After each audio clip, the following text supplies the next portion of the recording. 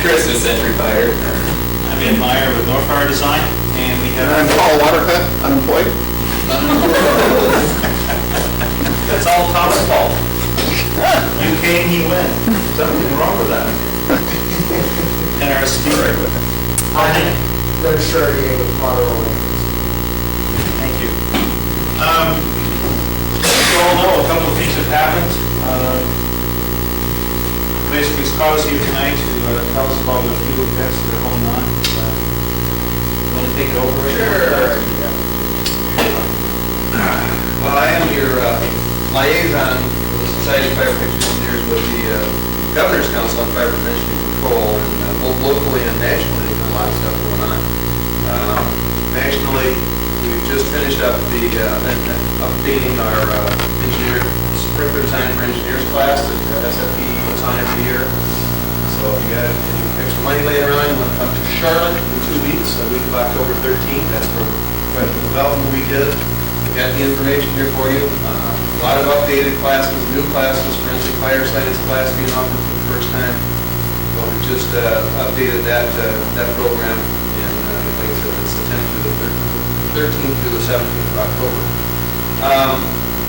On the local level, lots going on. I attended the ICC hearings this last week, where the codes are written, the fire codes and building codes, and I was part of the Residential Sprinkler Coalition. I am part of the Residential Sprinkler Coalition that has had the monumental day on Sunday morning about 10:30 of getting residential sprinklers put into the 2009 International Residential Code, which needs to be adopted in places, but it's now in the model code, so at least it's there. It can be adopted.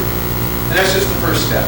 And this was huge. The fire service, if you know a firefighter, even building officials, give them a hug. Because they turned out on a Sunday morning inside when it's 80 degrees outside in Minnesota, and there was, I think, 1,200 or 1,300 votes for this against 400 against it, which was an incredible vote turnout. And there had been a lot of education, a lot of inside work going on, but we had people from all over the country. State of Washington, 80-some firefighters, fire department residents, firefighters, and fire service personnel here. Wisconsin had 100. Illinois had 100. They came from New York. They came from Virginia, Tennessee, all over the place. It was really incredible. That was about the individual resolution. That is, I'm sorry, I didn't give you much information. That is for single-family homes. The first vote was to put it in townhomes, and that passed with about 73%.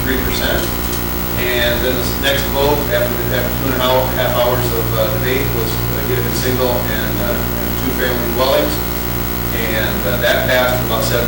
And it would be starting in 2011 for new homes only. It's not a retrofit thing, and it still has to be adopted by every state and every locality. So it's in the code now.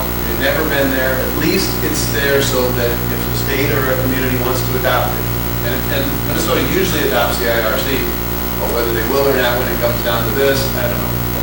The slinging has really started already with the Home Builders Association and the Builders Association, NAHB and BOM. They both really started saying, sending out the information about why they don't want sprinklers, and of course, most goes wrong.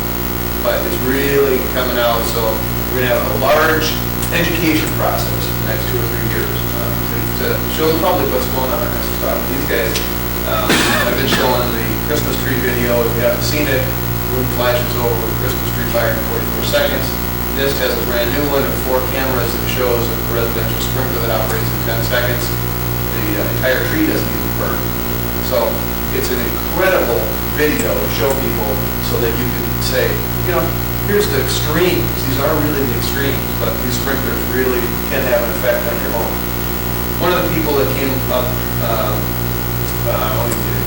there was a lot of testimony from burn victims, from mothers and fathers who lost children in fires, to the gentleman that runs the burn center at Regents Hospital, but it went further than that.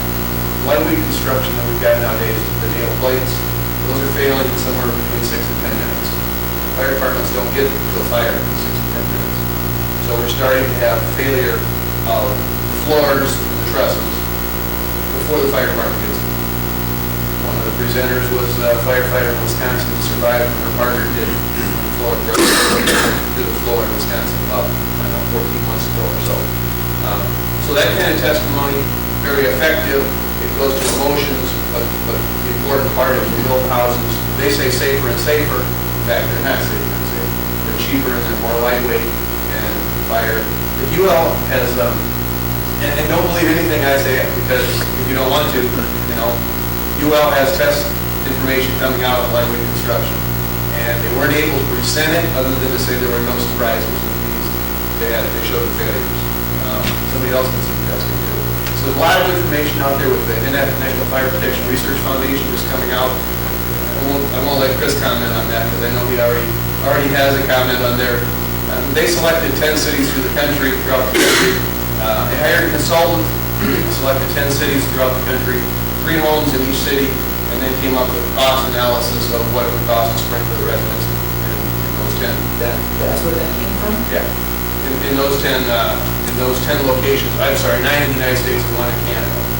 And prices range from 58 cents a square foot to 378. That's not right, about right? It was 38 cents to 366. 366. Okay, so this is a different one. This one just came out, and they have a very well-written report. I haven't gone through the references, but that's available from the National Fire Protection Research Foundation. If you want to look into that, UL will have the lightweight construction details. So anyway, I spent enough time on that, but that was a very educational and eye-opening experience for me. Let's see. The Governor's Council, we had a very successful Governor's Fire Prevention Day at the fair again. This time the Governor, Commissioner Campion, and the State Fire Marshal all spoke at the memorial service. If you haven't ever been there, you've got to make it next year. It really is it's a great 40 minutes in the morning on the first Friday of the fair. Lots of education going on. There were over 700 volunteers this year. It's one of the largest, if not the largest, fire prevention type display, interactive display of any fair in the country. And it's just really well done. If anybody's really interested in participating in that, the committee starts gearing up now for next year. So please see me if you're interested in it, because I can certainly get you on that committee. I am a member of the Minnesota State Fire Chiefs Code Committee. You are correct. We're just now getting started with the next code cycle, trying to decide if we want to look at adopting the fire code again in 2009, or if we want to wait and skip 3 years and go to 6 years. We're also looking at whether or not we want to continue with the I codes, the International Fire Code, or we want to look at NFPA 1. We're actually going to start tomorrow preparing specific chapters in NFPA 1 and I code. So the next code cycle is beginning.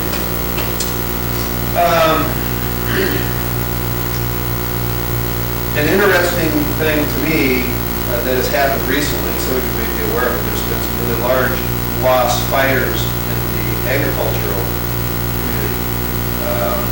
$3.5 million hog farm fire a few weeks ago, and I think $4.5 million fire a few months before that. What we've got is an ag exemption in the building code that doesn't require interior finishes, snow loads, wind loads, things like that to be brought up to any real standard. And what you find is major insurance losses in the agricultural industry. And insurance is stepping up big time right now, and there's going to be some changes made, or they're going to try to make some changes so they can't afford to continue to do this. Large building losses, but not only large building losses, it's a large loss of livestock. And so listen for more information on that. I know Dr. Schroeder just ran some tests that we were, or not us, it might be interesting for us to get at. The Governor's Council is going to try to get in November to look at where he burned the Class C FRP, the fiberglass wall panels, and Class A and the Class C wall panels were gone in a matter of 4 minutes, and that's what's going to be put on these large hog barns and turkey barns, because we can clean them down relatively easily, but it burns real well. Today at the Governor's Council, we had an incredible tour of the Target Security Center. Anybody ever been there? Target Corporation Security Center? It is absolutely incredible. At the RNC, some of the intelligence that was going to the federal agents was coming through Target's and Security Center. They have 160,000 cameras at their disposal across the country. They have 28 corners staked out in Minneapolis. They call it a safe city. It's one of, I think they said 20. Target has created a safe cities working with the police department. They showed a video in Minneapolis of a couple came out of a bar restaurant, and somebody came up, bumped the guy, knocked him over, and they started kind of fighting. And when the woman reached down to pick the guy up, the next guy grabbed her purse and ran down the street. This camera followed him, saw that he handed it off to another guy, and ran. She kept following him, and she said, "I shouldn't have ever done that." But they got ways away and stopped, started looking through the purse. Cops pulled up, knocked him down to the ground, took him away, and all took 67 seconds. And the cameras they've got, the videos they've got, they said, okay, one of our things is we don't want to have to send our people to every store anymore to check on our stores. So they have what they call virtual visits. And they showed us one today live. We went to a Riverdale, and I don't know what state that's in, I didn't ask, but they turned the camera on, and they were looking at the parking lot. They were looking to see how many carts were out there, and if there were any, trash cans that needed to be emptied. And they went inside, and they started looking, and they went to an end cap and said, what we can do is look and see how they're handling stock. Went to an end cap, looked at the end cap, went down to the bottom shelf, looked to see that there wasn't anything on that shelf. So then he went to the card, it says $13.99 as the product code, zoomed right in on there and said, make sure they take care of that. I mean, it's absolutely incredible.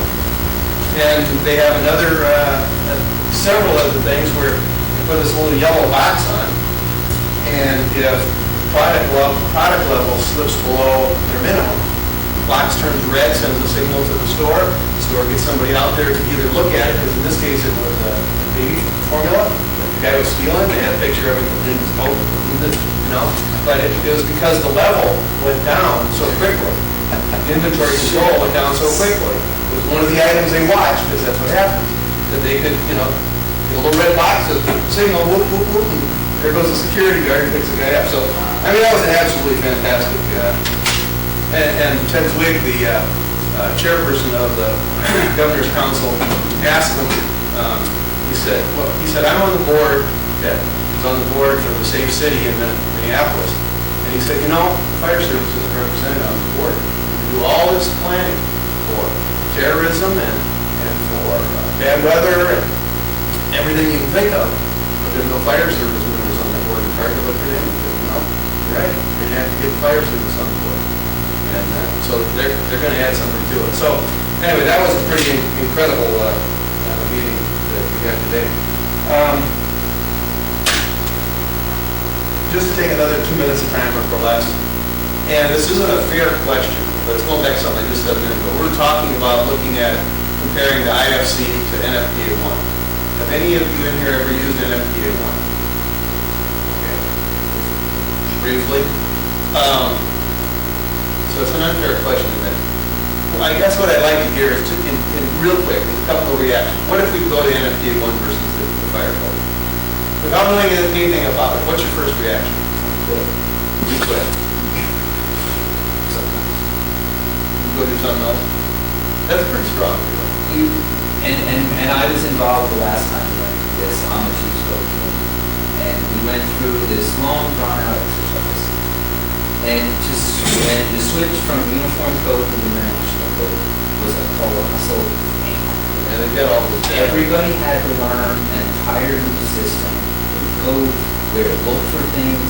You you have so many billions of years of experience right now in the IMFs, and now you're talking about throwing that all away and starting over again, and everyone having to learn the NFPA process.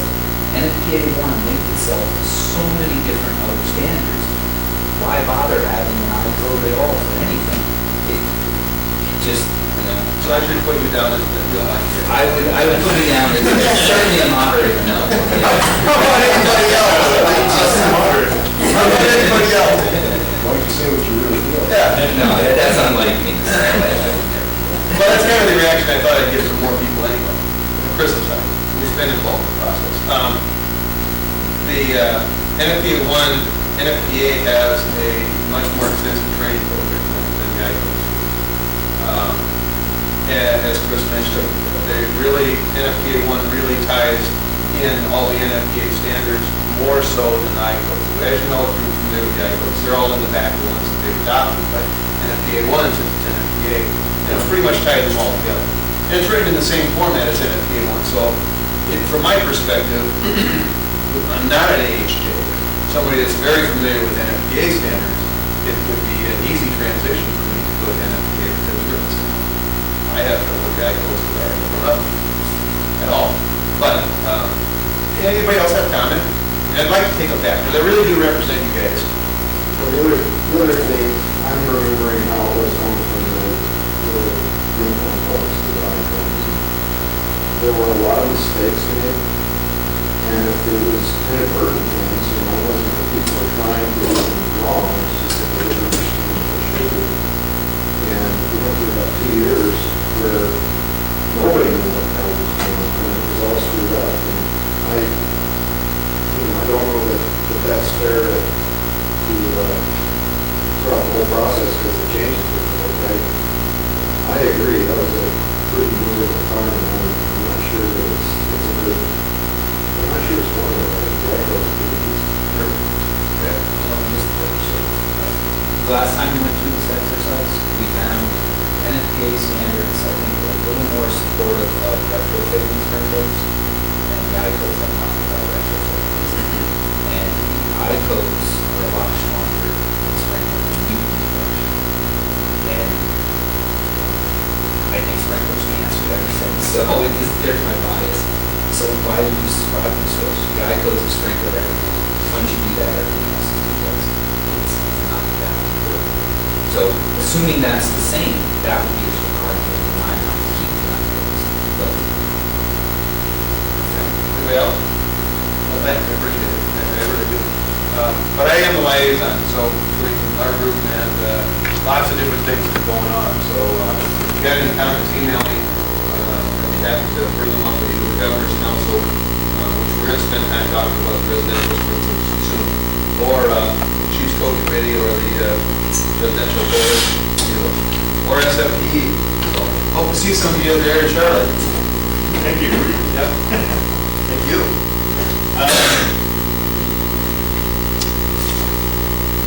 As a matter of fact, we were looking at, Paul and I were going through the history of the meetings, and we actually found that the record of what was being presented to this association goes all the way back to, what was it, 1972, 1965?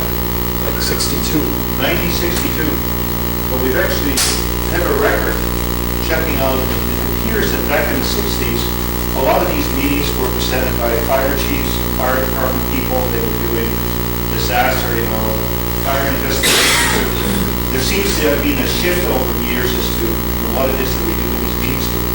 We were actually looking through them to see what kind of topics we may want to present again, seeing that we're now 20 years later, 25. As a matter of fact, residential fire protection was brought up at a meeting right here in 1975.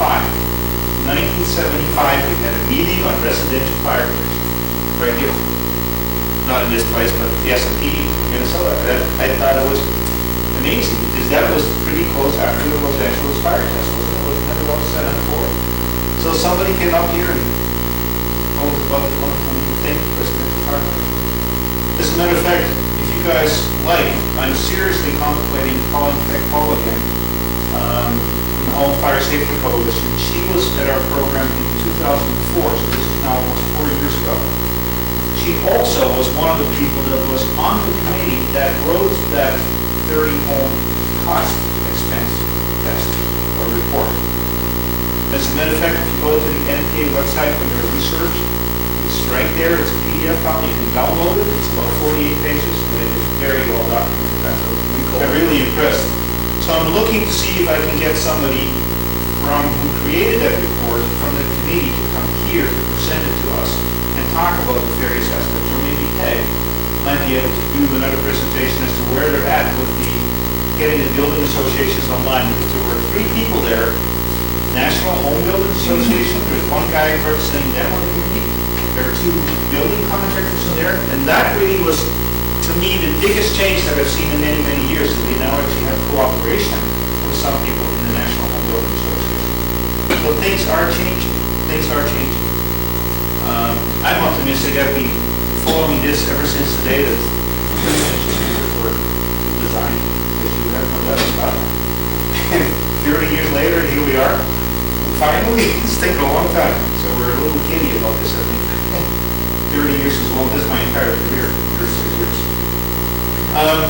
The other thing that I was discussing with some people in the back of the room, sitting out front, that I'm still, NICEAD is still working on developing exams, and I just wanted to update you guys a little bit.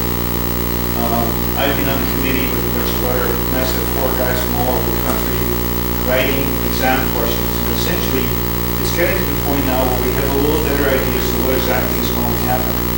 The exams, the new format of the exam will be a 100-question computer test. It's basically a level 1 test, a level 2 test, a level 3 test, a level 4 test. We've had some lengthy arguments with Ken from the NFSA, who really wants to see some of that stuff broken up, and we've kind of agreed to take the level 2 test and kind of pull that apart a little bit and allow people to retake a portion of that test should they fail. At the 3 and 4, we really feel that if somebody is out there, the state is giving them a contractor's license based on the fact that they are nice and free, they better know the stuff. Sorry, you better know what you're doing, or you're not going to get that license. We're pretty well done with the level 1 and the level 2 questions. We have about 400 plus questions on each level. And the way that works is that they're going to be 3 different exams. So if you fail the first time, you get a whole different exam the second time, and a different exam the third time. Plus, there's an extra 100 questions that can basically be thrown away during the test period if they turn out to be bad questions or they're not looking at answer them, get chucked out. We're now working on level 3. As we're getting through the process, we're losing members on the committee. More and more people are finding out this is really hard. So we're down to about 4 guys who get together once a month for 2 days and spend 8 hours a day trying to write test questions. It goes a lot better when you have 6 or 7 or 8 people sitting around the table than 4. So what NICEAD is doing now is we're actually, instead of going to Washington to the NICEAD head office where we've been doing this, we're now taking the meeting to Philadelphia. And a chapter of the National Fire Sprinkler Association, the old chapter in Philadelphia, is going to put some people together, some of their members like we have here. We're going to sit in on 2 days of test question writing next week. So we're hoping the 4 of us that are going to be there, that have been doing this now for almost 2 years, and a number of people that are just going to come in for 2 days and help write questions. The question that NICEAD has is that are there any other people that are interested in helping with this, because they would bring a team out here to Minneapolis if I could find 3 or 4 people that might want to write some questions for these exams. And like I say, we're talking now about level 3, and then we're going to level 4, and it gets harder as you get up there. It's not an easy thing to do. But I really would like you to think about this. If there are people in Minnesota that might be interested in helping, I could probably get NICEAD to come here for 2 days and bring a group of people together in a hotel near the airport where we can sit down and write some questions. The way they do that, actually, they bring their own computers, they put a thumb drive in, so we write all the questions on the thumb drive, and we leave the office, the thumb drives are collected. We do not get to take the questions home at all. They're very, very careful about this information not getting out. You also get paid $1 I still have it. All of us have decided to trade the dollar and hang it on the wall. A check for $1. Because that gives NICEAD ownership of what we do. Otherwise, we own it. Now that they've paid us $1, they own the questions. And that's basically what that's all about. So you're going to go through the process of actually receiving $1 for 2 days worth of work. At least then the questions are owned by NICEAD. So that's where we're at. I just want you to think about it. Contact me if anybody has any interest. If I can find 3 or 4 people that might have an interest in a couple of days of helping along with this process, let me know, and I could probably get NICEAD to come out here. And it doesn't have to be tomorrow. This process is going to carry on for at least another year and a half, for sure. That is the speed of what this has been going. NICEAD Level 1 and 2, those exams are pretty well going to be ready for beta testing, probably early next year. So the lowest levels are going to start taking the new exams. And what they're planning on doing is that for the very first few times they'll do it for free. You don't have to pay anything to take the exam. You just want to see how people react to the exam, questions, how well they do. So I just wanted to bring that up so you guys know that that's going on. I think that Lisa's to our speaker a little later than we thought, but I mentioned to the speaker that we expect at least 2 hours worth. Okay, he was saying after an hour and a half, you guys are going to be bored. But anyways, I know that there's been some issue with, well, we've talked about Nick before, but essentially, just like in any other aspect of our industry, nothing ever stays the same. And a lot of development money is being put into coming up with better solutions, better understanding. Yes, we have talked about this before, but I personally wasn't really satisfied that I really understood what was going on. Apart from what I have seen at one of the conventions I was at, was other products, and it looked like they had really put some money into it. And with no further ado, I'd like to introduce Doug Charnier, presently from Denver, but soon to be from St. Louis. Yes. Thank you, Ed. Ladies and gentlemen, thank you for inviting me. I really appreciate it. And it feels like I have to give you a little bit of my background to see where I'm going to. I'm a chemist by trade, and I started off in the don't kill me in the oil and gas industry. In 1976, I started with a company familiar to Don't Kill Me, Palmer, and was in research and development and acetizing fracturing in that field. And I was immediately assigned, since I was a young pup in the company, they said, okay, you're in charge of MEC research. How long ago was that? That was 1976. So it's been around in oil and gas since they drilled the first well. These little bacteria, they live in formations underground. They're some of the original bacteria that broke down the hydrocarbons, the dinosaurs and the plants into the hydrocarbon base that we have today known as oil and gas. And when they're put into the right conditions again, they start breeding again, and they start doing a destructive damage in a corrosive nature. So, in the year 1999, a very large pipe company that you all know contacted me, and I was in oil and gas at that time. I had my own company in corrosion services, and they said, we're experiencing MEC in fire sprinkler systems, and we don't know why. And I went and visited their headquarters. I took a look at the situation. They contracted me to develop a coating for them, which I did. And it was the first generation of coating used in fire sprinkler pipe industry, which I think everybody knows I'm probably talking about how I tube and conduit ABF1. I'm the culprit right here. So we produced millions and millions of feet of pipe, and they wanted to go off on another tangent and provide better protection for the pipe itself, and I wanted to provide better protection for the entire system. So we went our separate ways at that time. developed ABF2. So at that time, I got into the fire sprinkler business because I was fascinated by this big problem all of a sudden in the fire sprinkler industry, and I couldn't figure it out myself why it was happening all of a sudden. And I started a company where we went around and we treated systems that were in place. And we treated those systems for a number of years. And as of July this year, Honda Electric Signal decided they wanted to expand their corrosion product line. And they hired me as their product manager. So that's how I got to where I'm at. So it might explain why I don't know the fire sprinkler system industry as well as I should. But I do understand NIC and I do understand corrosion. And I just want to say before we get started, I'd like to say that please feel this a free session because I feel as though the main reason I'm here is to answer any questions you might have. And if I can't answer them, I'll write them down and I'll try to find out the answer and get back to you. But please interject at any time. Any questions so far? This, which you can't see very well, is a pipe. And that's with, you want to do demo on that? I don't know.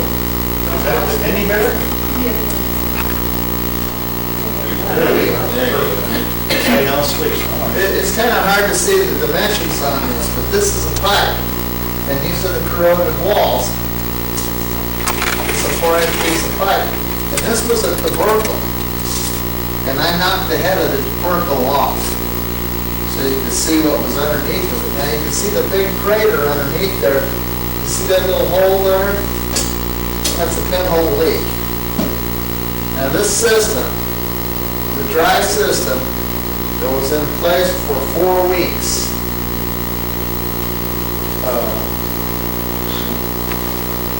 We're looking at a completely clogged piece of orange pipe with small hole. No, I'm sorry. I'm sorry. It's a really lousy picture. Think of it as 3D, and these are the pipe walls here. It's not completely clogged. It's just that all the walls are corroded. The walls corroded on the inside. Right. And then this is the tubercle that was on the inside wall. And I knocked off the top of it so you can see what was underneath. That's Schedule 10 black steel. That's Schedule 10 galvanized. Galvanized. Yes, And it was in place how long? for 4 months. I see this all the time. Because people only come to me when they have problems. They never come with good news. What city? This one was in Canada, Calgary.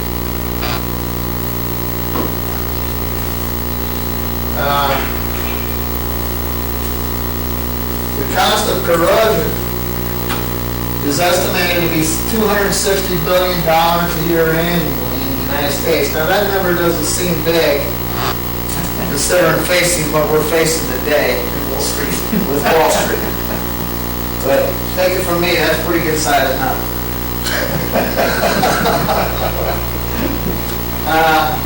Corrosion fire protections has recently been recognized as a major problem, and data is being compiled by the NFPA and the NFSA. They're doing as much data collection as they can from corrosion companies like us that test for corrosion and keep, we're trying to get a good database.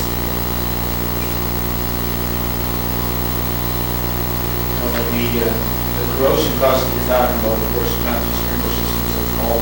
That's all corrosion in the United States. Bridges, everything.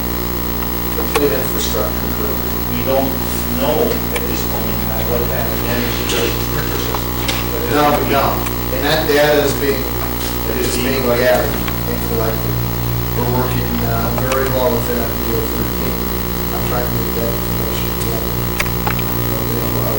So is Simplex Grinnell is involved in various other countries are involved in that. Yeah, it's a recent focus on microbiologically influenced corrosion that warned that there were other types of corrosion of equal concern. Well, FM did a study of 155 cases of failed sprinkler tests between 1994 and 2000. And the metallurgical lab came out and said that about 40% of the cases were MEC-related. The other 60% are not MEC-related, and they're basically oxygen corrosion that's occurring within the systems. Now, everybody's saying, why all of a sudden is this 40%? Why are we seeing this all of a sudden? I've got a theory on that, and I believe Ed and I have talked about this, and it's not only my theory, it's a lot of people's theories. In 1995, EPA changed the Clean Drinking Water Act. They discovered that chlorination was forming chemicals by the name of chloramines, which they found to be a carcinogen. And they said, oh my God, we're producing carcinogens in all of our potable water in the United States. So they went to another type of disinfectant, which is called a chloramine. And the chloramines are just a combination of chlorine and ammonia together. But what they do is they kill pathogenic bacteria, oh well, the ones that kill us. And that's all that the EPA cares about. The NIC-causing bacteria, the real tough bacteria, they go right through that chlorination like it's not even there. So when they switched it over from chlorination to chloramines, they let all the bacteria through. So that's my feelings and a lot of other people's feelings. Why we're seeing MEC and fire sprinkler system now where it didn't used to be. There's some other, theories on it also, but that's what I really feel. So, it says. You think then that M's study is accurate? I'm not saying it's accurate to their 155, I'm not questioning that. Yeah. But is the 40% accurate then, kind of a big picture type of? I think, the study was completed in 2000, and I think at that time it was. But I think it's probably becoming more relevant as, as systems are tested and filled up with potable water again. And as a good indication, in Europe, they use a lot of industrial pumps for the fire sprinkler systems because potable water in Europe is very, very valuable. And they have MEC like you wouldn't believe. I mean, their systems are in very, very bad shape. And they have to continuously fight. So I would think that with the potable water being not treated for MEC, that we're going to see a rapid increase in MEC, but we're also seeing an awful lot of oxygen corrosion. We're seeing a lot of that, a lot of dissolved air in the water. And when the system is isolated, dissolved air all bubbles up to the top of the system. It forms an air-to-water interface, and that's where you get your electrolytic action at. It's perfect for a corrosion cell.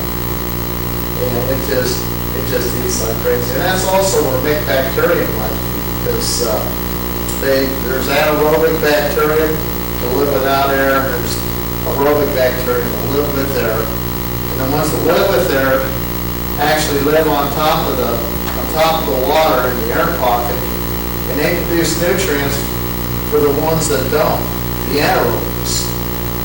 And they've got a symbiotic relationship. They build their own little cities, and that's what a tubercle is. It's where the aerobic bacteria are on the outside, and they're converting nutrients for the anaerobic bacteria, which are doing damage to the pipe, either producing acid or reducing iron. So, is it safe to bet that all potable water systems, whether from surface water or wells, have been converted to using chemicals? Well, I'd say right now, I looked at data for the meeting, and they think that there's probably, in the United States, there's 53% of the potable water systems that have been switched over to chlorine. 47, actually, social. Yes, because they're phasing out chlorine. Because it forms what they call trihalomethanes, which are a very aggressive cancer-causing agent. And that might be why we've got so much cancer from our water. It could be. Because they are very carcinogenic. Any questions? Just a statement, the chlorine aren't that great either. No, they're not. I know I lived in a city when they were converting and they ran ads in the paper for weeks about how, don't use tap water to mix baby formula, don't use tap water to fill your fish tank, and don't give it to small animals.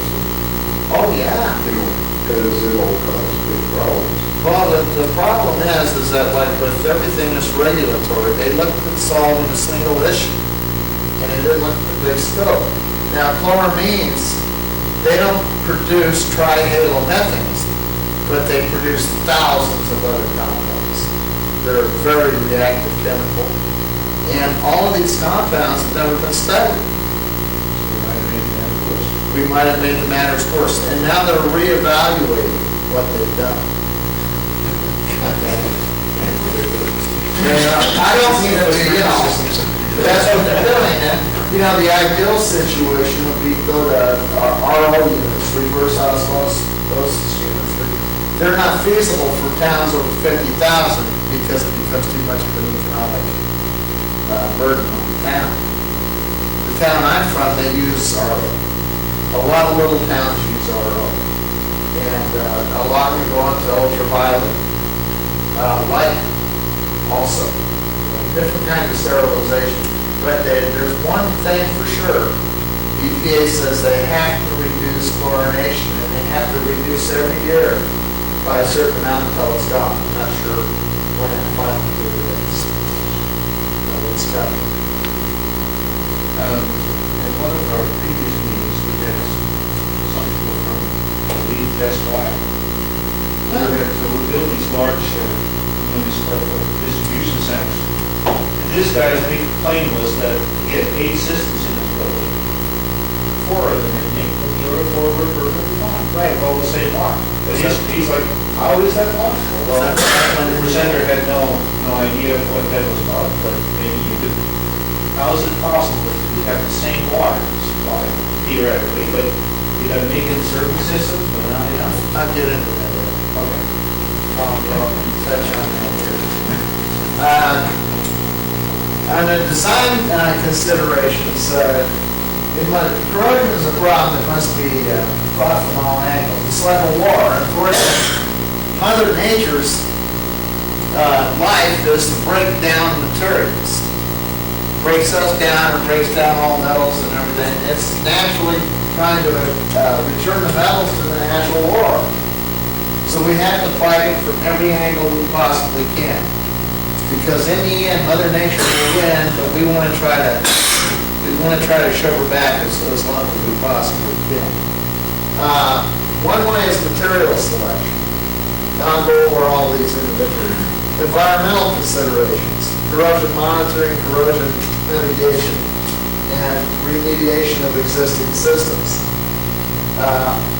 This is a main drain from Minneapolis that was less than a year. You can see the gentleman's shoulder right here, he's holding it up. Is that scaling or what is that? Those are tubercles. Okay. When you get this that looks like scaling in there, these are actually tubercles that the bacterium build. They use the aerobic bacterium to build the outside, and they take calcium and magnesium and various metals out of the water, and they build the structure. And this is actually a living thing. Yeah, it's just like a reef. And then they convert the minerals out of the water into nutrients that the guys underneath, the SRBs and the IRBs and the acid-producing bacteria, can use as nutrients to do their damage on the pipe. So generally, when you see a tubercle, you can figure it's like an iceberg. If there's a tubercle like this on the outside, then underneath, the corrosion is probably 3 to 4 times worse. But you can't see it all the times with the eye because it will honeycomb into the metal and destroy the integrity of the pipe. So the bacteria have actually used the metal of the pipe to build their Yes. So you find all those metals back in these tubercles when you analyze them. Yes. The metal is still there, but it's in the wrong place. That's right. That's right. And the way they gain energy, the anaerobic bacteria, is that they're electron acceptors, and they gain energy off of accepting electrons from the ion. And that's their power. That's their source of power. Tubercles are the biggest way to tell the difference between nickel and oxygen use. Yes, yes, you can have other oxygen. You can have scale of 1, where you can have oxygen scale growing. So, And that was usually the corrosion that we would always traditionally see in dry pipe systems. right. Just the scale, deflating, all that kind of stuff. In dry pipe systems, you were saying that's no longer the case, we're going to see more of this stuff. Yes, definitely. Dry pipe is worse than wet pipe. Dry pipe is the worst possible conditions you can have.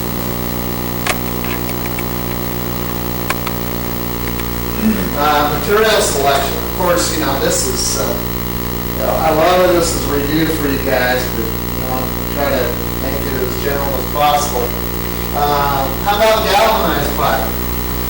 Galvanized is good for corrosion. Fantastic.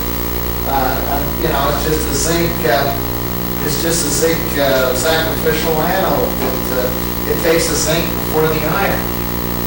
Well, the problem with it is that bacteria like zinc better than they do iron. They love zinc.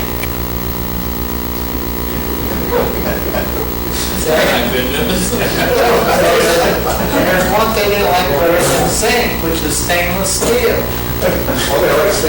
Yes. And in fact, the only metal that they don't like, and they haven't found proof or not that if they can survive on it or not, is titanium. Titanium is the only metal that's not affected by that. The fitters will like that, it's nice and light. Yeah, definitely. So, I speak to you as design engineers, please, when you see a system, and they've got a heavy mixed system in it, I see a lot of these mission critical places, where they call us in after the fact, and they said, well, we had a hell of a neck issue, so we replaced the whole system with stainless steel. Whoops.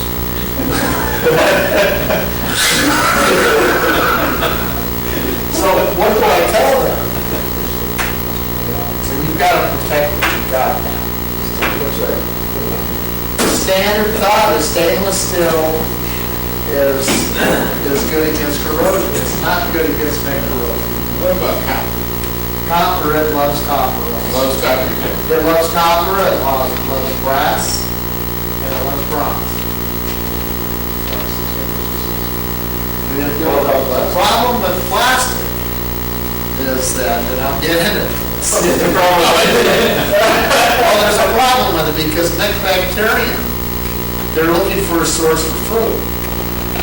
And when they don't have the entire structure available for food, they go after all the metallic components in the system like crazy. It's like having 5 hungry boys for one small Domino's pizza for dinner.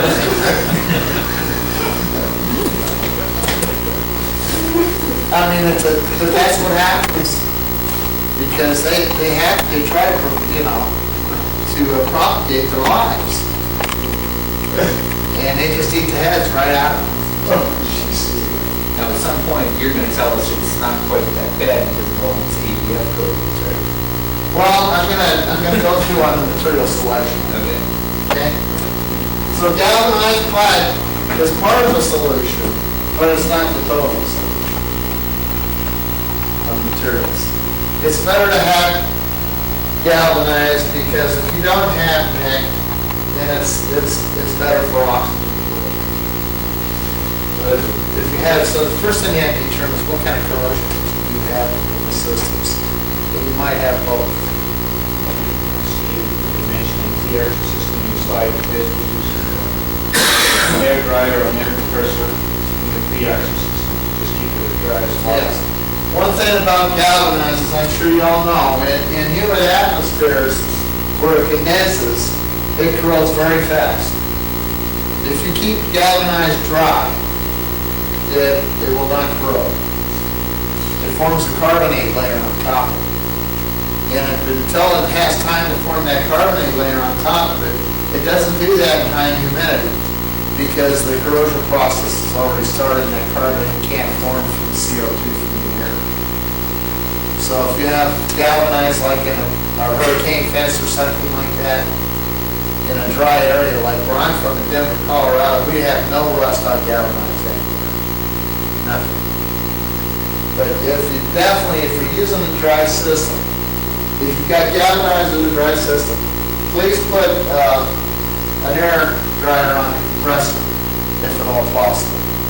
Well, yeah, it's building The CO2, well, it would probably it would form a carbonate layer on it, but then again, you have the problem if you have any humidity at all, it will form carboxylic acid, which corrodes. So, What about nitrogen? hydrogen? Nitrogen. Oh, nitrogen? Well, yeah, definitely. Nitrogen is very, I'm getting kind of ahead here, so nitrogen is very good, except nitrogen is very good to get oxidative corrosion, of course. The only problem with nitrogen is that anaerobic bacteria, the mixed bacterium that eat pipe, love nitrogen because oxygen actually slows down their process. So if they're in a nitrogen atmosphere or argon atmosphere, it won't bother them. So if you do, one thing to remember, if you do have corrosion in a dry system that's nitrogen, is probably mixed bacterium. Without that, which is set out to the plastic.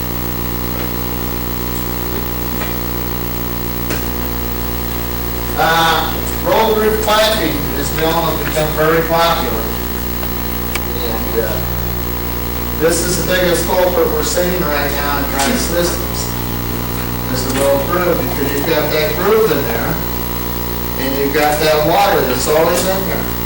You form that water-air interface, and when you got that water-air interface, you've got corrosion. So you're going to have active corrosion going on right here unless you get that water out. Nobody has devised a way yet to get that water out completely. So I was just at AFSA Museum and Cultural Symposium, and they're really worried about this because they've got a lot of pre-action systems that are not sloped because they were put in before sloping was required. And they've got unbelievable pinhole leaks on these irreplaceable assets. And they're trying to figure out somehow what to do about that. But one of the biggest culprits is this, we find out this symposium. So take that into consideration in the design. Any questions? So if you actually cut through the pipe, get rid of the ridge inside, but you made a section of pipe very thin. So is that better or not? Well, Keeps the water up. You're gonna have water sitting in the, you're gonna have water sitting in the gasket itself. Yeah. To create a corrosive atmosphere within the entire pipe system. If they're out. then a cut of road roofing makes no difference, you still have water in the gasket. They do have water in that gasket, but, with that road roof, you'll have more water. There's just going to be water standing there, the roll will keep the water in that little pocket. Yeah. So the best thing is to keep it full. Yeah. Until it evaporates. and then the whole system- Yeah, I mean, you know, we are down, we don't have dry system, down one system, but. Now, if you use some, What about never done? Well, it's okay to do a hydrostatic test, see how. Well, that could be managed. Or if you, look at- Perhaps. It's not safe. You can still do, you can do a matic test on steel. or is that still best? No, I'm going beyond the code now, but I'm looking at that future. I can't see what it's called. You know, we're not, why, questioning the fact why you can do a remote test on a dry system. That's true. Why are we doing it in the first place?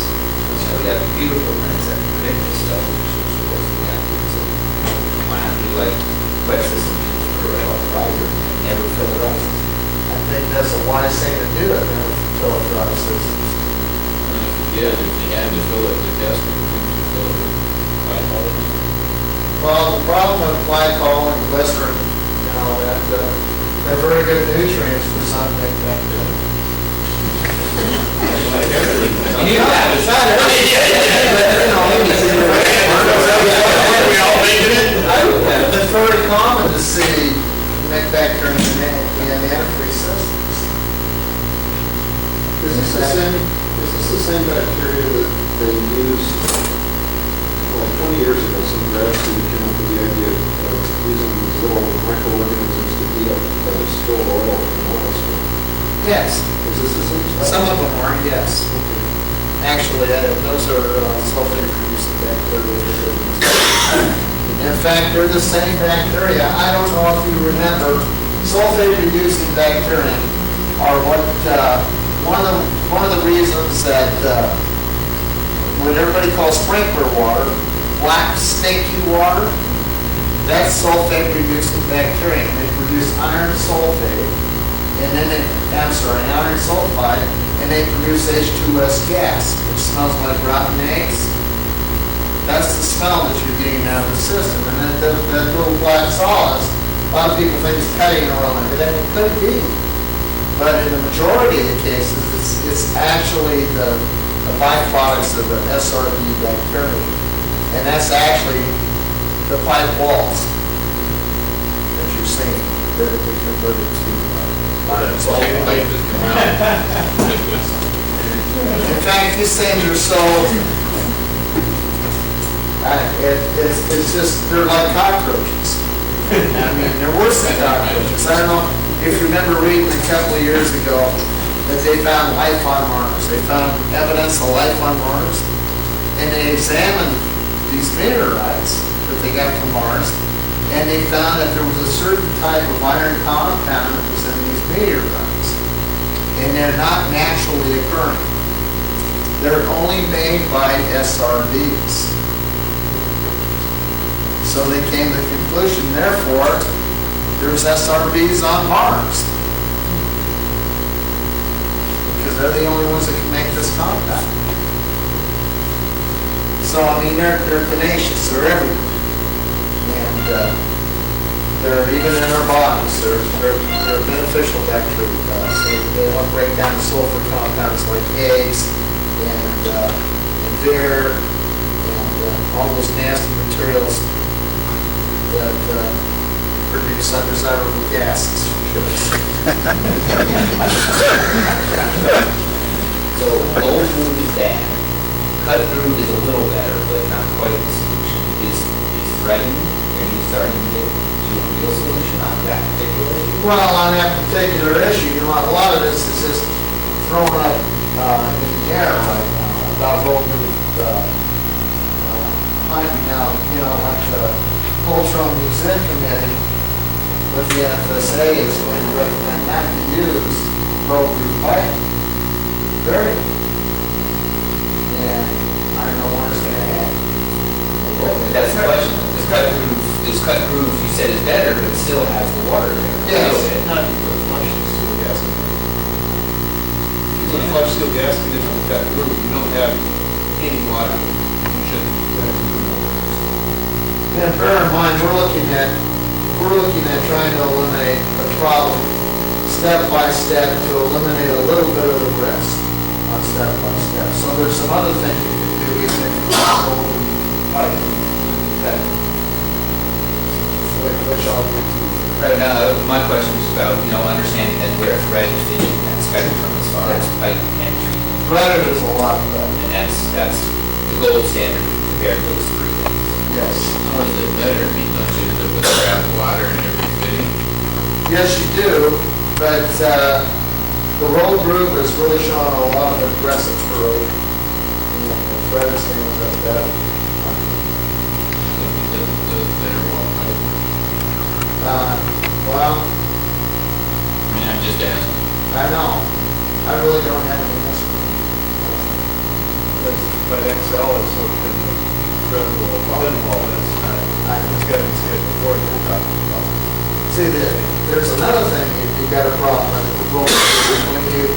When you make the roll groove, you break the oxygen level on the surface of it, which allows for oxygen and corrosion to get into that. You're breaking the oxygen layer or you're breaking the ADF? Well, if you don't have what you're breaking, yeah, I think that's all. Which we get into material selection. Of course, in areas of high concentration or big bacteria presence, you should use Schedule 40. But I mean, the economics becomes a matter of small size. I think, how do you actually know, is there any kind of mapping, or how do you actually know that use more prevalent in one area than another? Or is it actually based on the chemical system that the city uses to produce their chemicals? Right now, Ed, I've personally done testing from all of the United States, not all of the major cities. But I would say that in the testing that I've done, which is probably 3,000 to 4,000 samples in all the different states, 95% of it is negative. 95%. Yes, How bad are these in Minnesota? bad. I hardly hear anybody talking about it. I rarely hear anybody mention it. I know, well, a lot of people don't know what it is. First of all, A couple of years ago, when I was looking to meeting there, I was basically inviting some people that had some serious problems with one of the window plants up north. Had basically converted their city water, they filled their entire system. Martin windows. Yeah, with river water. And ever since that time, they never stopped fixing the system. I know. Huge problems, huge problems. You've been out there through the, They'll start having big problems. What is that? You spoke, I thought you were kind of guiding us that the chlorines and that was sort of one of the changes. Right. In theory, shouldn't have much either. No, river water, all ocean water, all lake water has many. Natural bacteria. It's natural bacteria. Okay. The Mississippi River is loaded with. but in the cities, we didn't have the problem because they were chlorinating They were everything. chlorinating. Half the problem. And they were chlorinating very heavily. I'm sure you can remember the days when you turned on the shower and the chlorine was so heavy you couldn't hardly stand it. They don't have that. And now these bacteria have become more tenacious because they build up a resistance to it, like we build up a resistance to antibiotics. Because we take it so much, the bacteria becomes used to that antibiotic and then it doesn't affect it. And the same thing's going on with the bacteria. They're getting more tenacious, they can live through more adverse conditions than they did before. Are we seeing problems in residential piping? Yes. Your house piping, copper, whatever. Yes. It's starting especially in the hydronic systems. New York City has got an elevation problem. Different high rises, also with their sewer systems in the high rises. Because, since we went to the lower gallon per flush, we have sulfate-reduced bacteria that live in our intestines. And they get to spend more time in the sewer pipe than in the ground level. And they're eating on their pipe and going down. I know, it's crazy, doesn't it? You make things you sound like fun. I think I've lost my mind, actually. But yes, it is, and it's showing that more and more. I suppose it's not as widespread, our sprinkler, I'm just trying to rationalize in my head why it's not widespread, just residential, it's like it's small where it's sprinkled inside. Well, it doesn't have too much to do with it. I used to treat natural gas pipelines, which have got a velocity that is tremendous. Just a tremendous velocity. Take back drains. In fact, they like any kind of energy.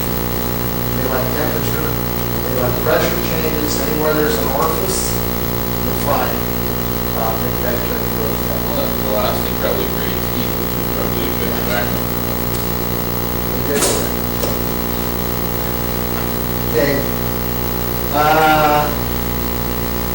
Okay, now we're in the higher grade pipe. Of course, you can use it, but it becomes an economical choice too. Should I use coated pipe? New pipe coated with an antibacterial coating has several advantages and disadvantages. The advantage is it helps protect pipe against bacteria. Definitely. And I mean the pipe. Disadvantage, when the pipe is fabricated into a system, cutting and welding removes that protective coating.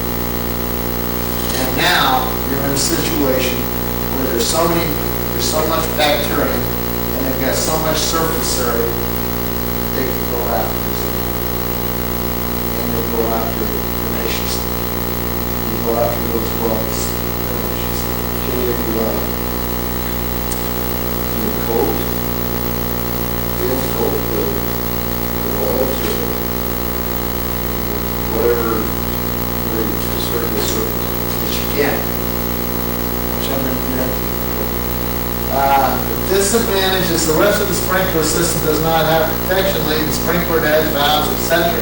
open for higher sprinkler corrosion rates, just like the plastic pipe does.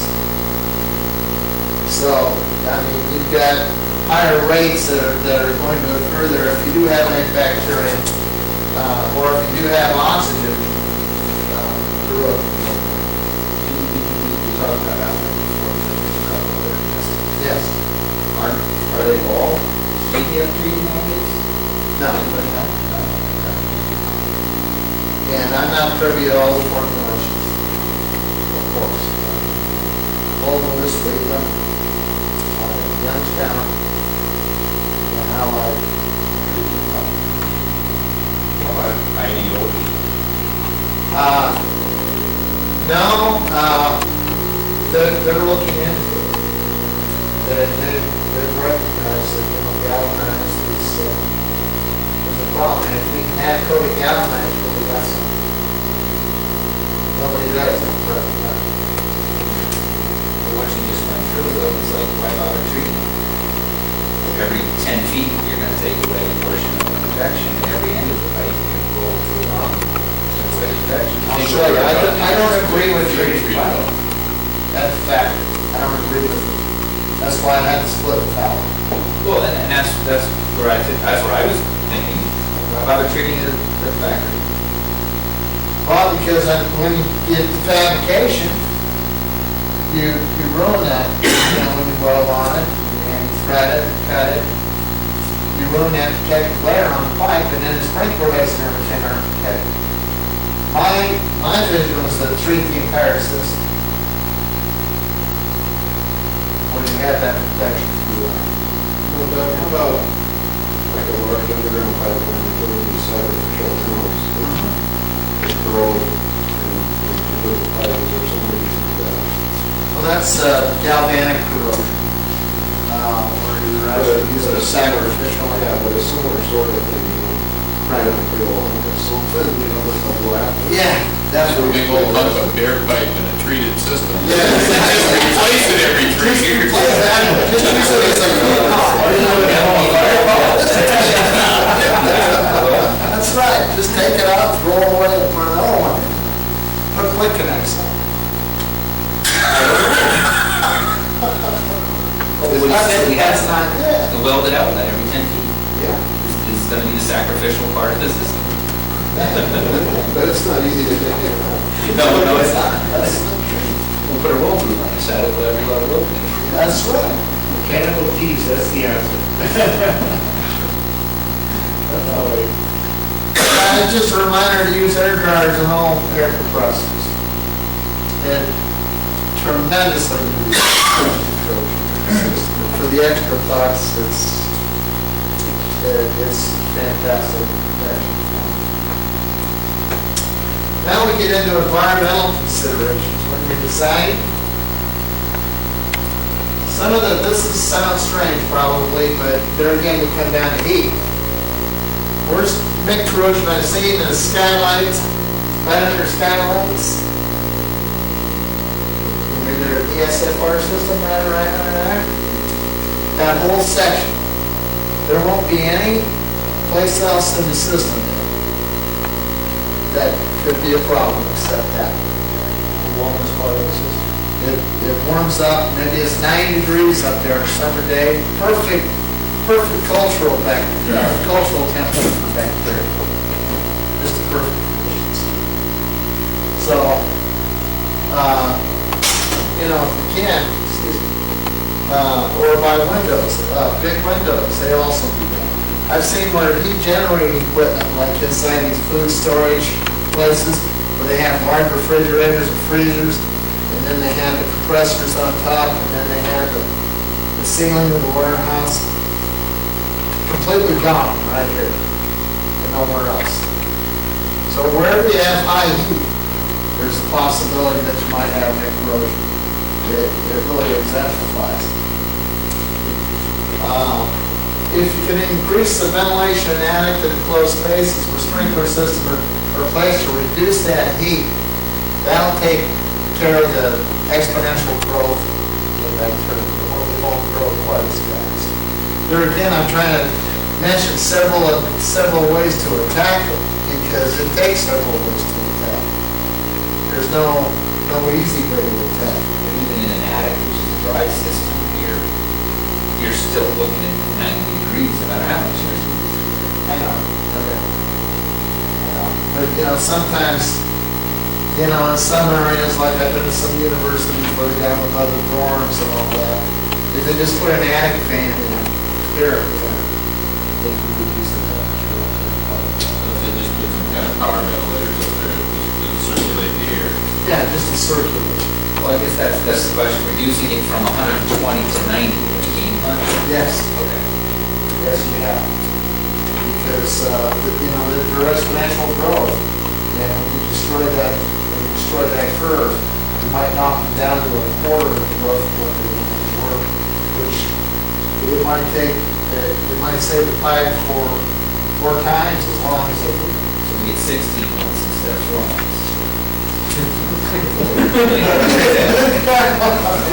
You're out of warranty. The whole problem is with these ones that I see going 4 months and everything, you know what they didn't do? They never tested the water. They never looked to see if Mick might be a possible problem. I don't know that anybody does. Well, according to NFPA 13, it's the building owner's responsibility. That's why it triggers up. That's right.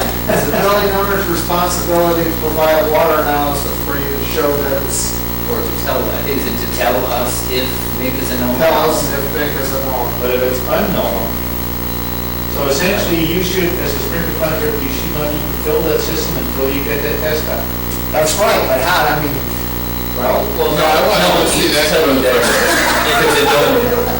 Even if it's not known, Right, but if you ask them, is it known, the answer, no, it's not known. what does it cost? Well, now they're What does changing. the test cost? The new NFPA 13, I believe, 2007, that says that it must be tested. Not in areas known, because now they know it's everywhere. Well, that was sort of one of the questions, I mean, isn't Nick everywhere? I mean, Yes, it is. so then, why are we testing? Well, see, back when the NFPA first started the MIC committee, it was new to everybody in the business, and they didn't realize it. And only through education throughout these 8 years has NFPA learned that MIC is everywhere, and that it is most prevalent in potable water systems. And that's why they changed the wording where in areas where MIC is prevalent. It used to be thought that MIC was only present in Arizona, California, and various hot spots in the United States. Well, that's just because those were more higher temperature climates, and the MIC was more evident there than in other parts like in the northern states where they had the same thing. But the MIC infection was going on throughout the United States because the potable water had switched over to chlorination and chlorine. And you say you're testing for it, does that tell the contractors that test result then any special things about one concentration worse than others, or is it like a concentration level you're testing for, or just is there any? No, well, we do test for concentration. You can get into more qualitative type testing. We do have quantitative testing available too. And unfortunately, there's 3 types of mixed bacterium groups that are real prevalent. And that's iron-reducing bacterium, sulfate-reducing bacterium, and acid-reducing bacterium. And if you have any one of those groups, I hate to use this as a comparison, but it's like having a little bit of cancer. So if you have more than one, you get big trouble. Yeah, well, generally, a lot of them do live in consortium. But you can have just one form. And unfortunately, it also says that if MIC is found, you must treat it. And of course, then the problem is it wasn't the contractor who's going to pay for it, Right. and all the other stuff. So they gave the contractor an out by pointing at the building owner was responsible to provide the sample and warn the contractor, so it's not the contractor's fault. Right. If it doesn't solve the problem, is it? No. And now we've got another factor that comes Exempt in people with that work in the this. building. But what he's saying is the O2 says, tell us if you know it. The O7 says, test it, and the 10 is gonna tell us it's there to treat it. They kind of short history, code changes. And we've got another factor in here. The insurance companies are becoming very aware of this. They've lost a lot of money because of this. And now they are writing in their policies that they are not responsible for that. That's your time. Why not right now? No, I mean, some of It could the risk management companies, Right. and, no, I'm the FM. Well, which companies? The ones that are insuring us contractors, the ones that are insuring the homeowner, the building? I know of 2 that are insuring, big box chains. Building owners insurance, so they're gonna pass it on to us, the installer. It's really what they're doing. Probably. But I will say this, in the circumstances where I've been called in, generally the installer, the contractor, is the 6th or 7th contractor on that one location because they ran all the other ones off. Because they say, how can you fix this problem? We're not calling you out here to replace pipe every 2 days. They want this problem solved. And so they just, it just keeps going on and on and on. I don't mean to be the bearer of bad news, but I'm just telling you what we're seeing. Are all 3 of these bacteria groups defeated by chlorine? High chlorination, high levels of chlorination, very high levels. So you could conceivably have a completed switch system where you use a large tank-based reservoir of heavily chlorinated water to populate the system. And then if it depletes, you automatically access the main potable supply of the facility, but it would only deplete that fast if you had a fire, in which case you don't really turn what's in those pipes. That's true. The problem is with chlorination is that throughout the years, since 1995, when the chlorination rates have gone down, these bacteria have built an immunity towards chlorine during that time. The original chlorination level was fine, but now it's like they're inoculating the bacteria with a little bit of chlorine. So now you have to use levels way up here to kill them. And that high level of chlorine by itself is so corrosive to the pipes you wouldn't have to use it. All right, let's get to the good news.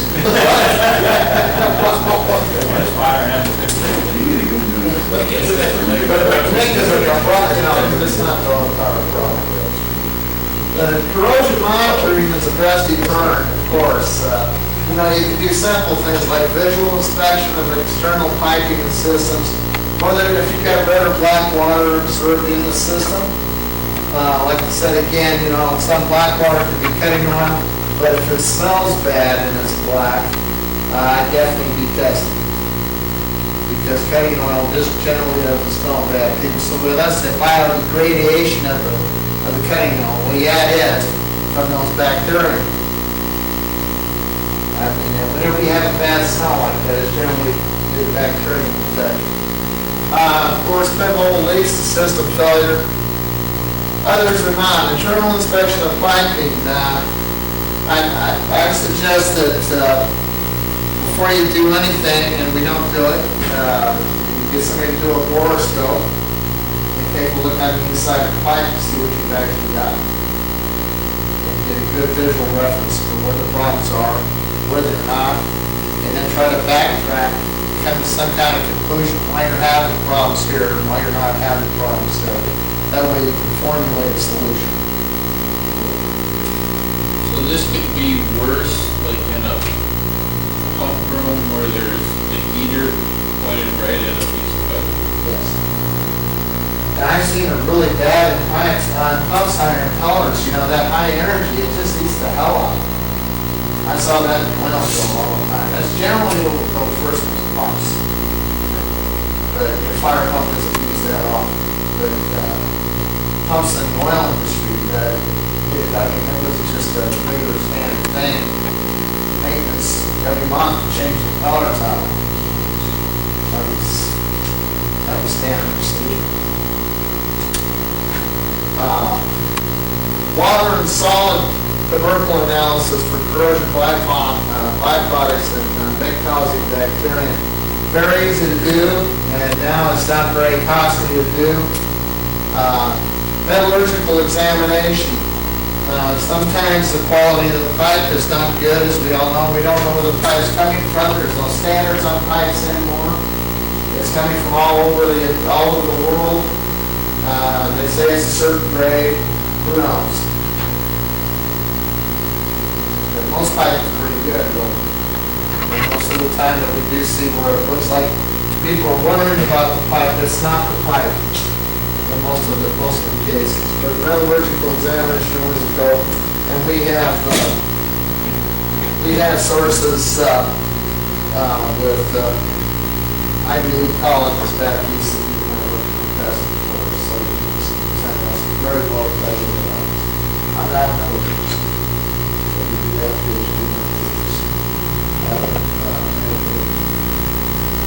ultrasonic pipe wall thickness evaluation, that's kind of hit or miss. With neck, neck is very well localized, so you might miss the area where the corrosion is taking place, and the wall thickness right there. But it's a good all-around tool. If you use them all together, then you can much help. And this is where we come in, corrosion monitoring stations. look and actually monitor the corrosions and see what's going on and take corrective action before it becomes very costly. And we've developed a test kit. We've got 3 kinds of test kits. We've got the backpacks, which you can use on location. They're very simple, easy to use. You just fill them with water, and you wait 9 days. And these are IRBs, and these are SRBs, which I like to call SOBs, because they're the worst, and ABBs. Now, if the water turns the color of the cap within 9 days, then you've got that particular battery. This is just a quality test. If it turns black on SRB, you've got SRBs. This is normally purple when you start off the test. It's got a pH indicator in it. They all have the favorite food of these bacteria in the bottom of the vials. So they'll grow very well if they're in that environment. This will go from purple to yellow if acid is produced. And those are just spot checks on location that you can do yourself or have a building owner run, and he can set it on his desk and say, "Hey Charlie, the one turned red today, what's that mean?" I mean, they get interested in it, that they do have a problem. They don't think they can see it for their own eyes, and they don't think you're feeding them a bunch of baloney. We have the water test where you can send in the water to us, and we do a more thorough evaluation and give you a written report on the bacteria. There are also other corrosive factors. Also, on the NFPA 25, under 5-year inspection now requires, if you find any sludge, tubercles, or any bacteria, that you have to have it analyzed for meth. And we provide a kit where you take some of this sludge. It's all else we need. All I need is 5 grams, which is the weight of a nickel of the sludge. And then I can extract the bacteria from that, and I can determine if there's meth present in that sludge. And we give you a written report on that. Unfortunately, all these tests take 9 days, so on a written report, it generally takes me about 15 business days to get back to you. What's the cost of the backpack? Well, it's all available through the distributor. We sell only through distributors, as you know, and it all varies. Pardon? What's the MSRP? These will run you retail about $250, and these will run about between $350 and $400. Now, when would you use these? I mean, are these something when you were first putting the system in, you would test the water? Yes. And maybe when you found some leaks later on, you test it? Right. If you find this and you do put in a remediation, this is a good way of keeping track of the remediation. So see if it's working. Doug, item 3 there, you're saying 5-year deposit kit. That means that where you have to take and do an interior inspection in 5 years per NFPA, you should be sampling that every year then, if you find sludge? Yes. Every 5 years? It's a requirement. Yeah, well, insurance cost. I don't know. But, you know, they tried to skirt around this issue, and they kept on coming back to the same problem. You know, if you do have that sludge in there, you probably have a neck problem. I'm just saying, building owners that consider in the street, testing prices start going up. Speaking about it, I started thinking, Yeah, I understand. I'm on your side, Ed. But I just said, having just got yelled at some today because what 25 said, and they said, well, how come we didn't do that before? I didn't say that. You can change the requirements of drive-by inspection, so it costs the same. Right. Exactly. It's the difference between the drive-by and the real inspection. You're exactly right.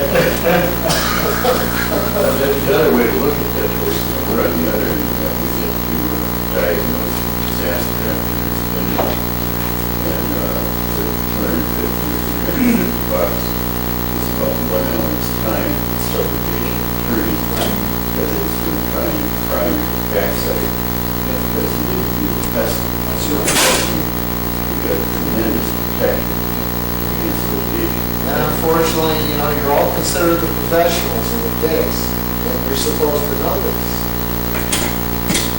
I mean, that's, when it comes down to a court of law, you know how lawyers are. Well, you're a professional what?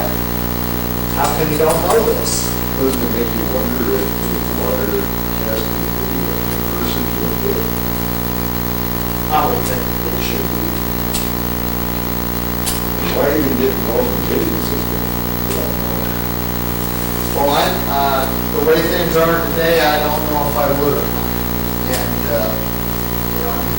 unfortunately, there's a very large fire sprinkler contractor back east, very large, not you guys, not, the size. But, they called us and they said, please, let us know about your remediation program. And so we're very, very interested. And they said, well, we had something happen to us.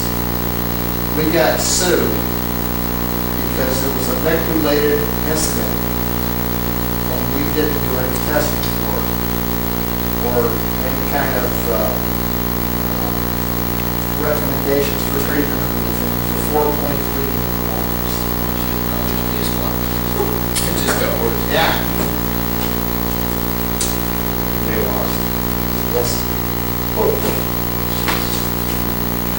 So one thing we found is that in service, and unfortunately this economy, people are looking towards, instead of new installs, they're looking a lot at the service and inspections. And we're picking up a lot of sprinkler contractors that are doing inspections, and it's a good revenue maker. And it's good for them. It's good to have them. Why can't you go back to the water surveyor and say, hey, you're giving me water that's wasted this bacteria? Well, you have to actually, when you do that, Brad, you actually have to go back and sue the EPA.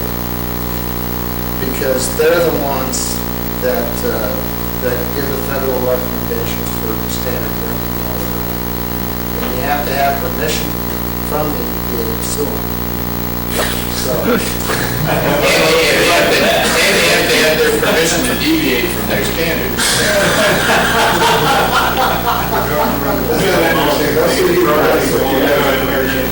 You gotta get permission to sue them. Yeah, but I think though, related though, seriously though, I mean, they're pulling water every couple hours and testing it. Yes. As it comes out of wherever its sources or whatever. So they're not testing for this No. source. Their only requirements is to provide potable water for population. Other countries. Yeah, it doesn't, and they have certain guidelines. Every single potable water municipality has certain tests that they have to run, certain times a day, for certain parameters. And if those parameters aren't in there, it's all right. Now, so we test the water supply today. Does it change?